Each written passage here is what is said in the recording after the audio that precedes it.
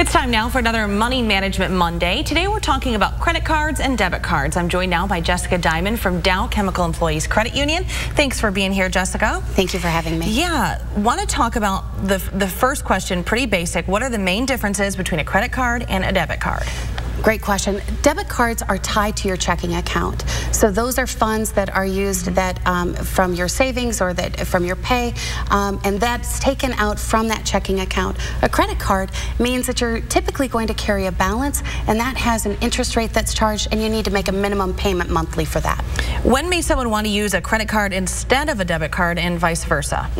A debit card is really great to use if you're working off of a budget, if you're trying to only spend what you have within your means.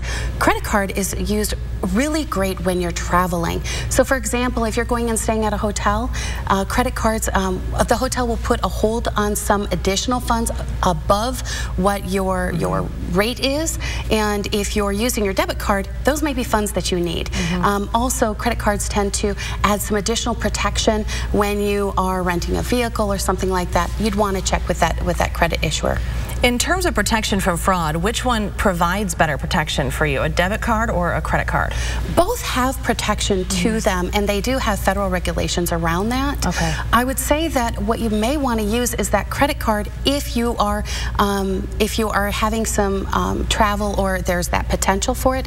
The reason behind that is because depending on how quickly you announce the challenge, if there is fraud to it, how much you are liable for, it really does depend on that, on how quickly you announce that. Now, this is pretty overwhelming for a lot of folks, but what are some factors that should be the deciding factors when it comes to choosing a credit card to apply for? Yes, a credit card, you'll want to look at what that interest rate is, what your annual percentage rate is going to be.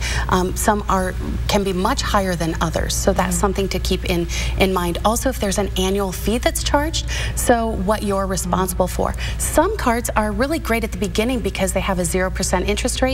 Read that fine print, because you may find that it's up in the over 20% once that introductory time frame is out. Sure. Speaking of that, what is the best strategy for paying down a credit card balance? Should you just pay off the balance monthly, only pay the minimum? What do you recommend? If you can pay it off monthly, that's fantastic. A lot of people can't afford that. The benefit of paying it off monthly means that you're not paying for interest, and you're able to just use it from a budgeting standpoint.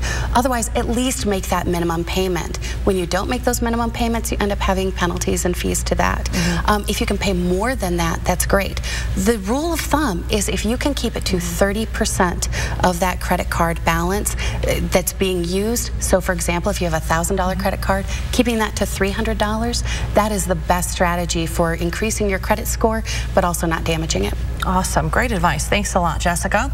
If you want more information about today's topic, you can check out the hot link section of WNEM.com.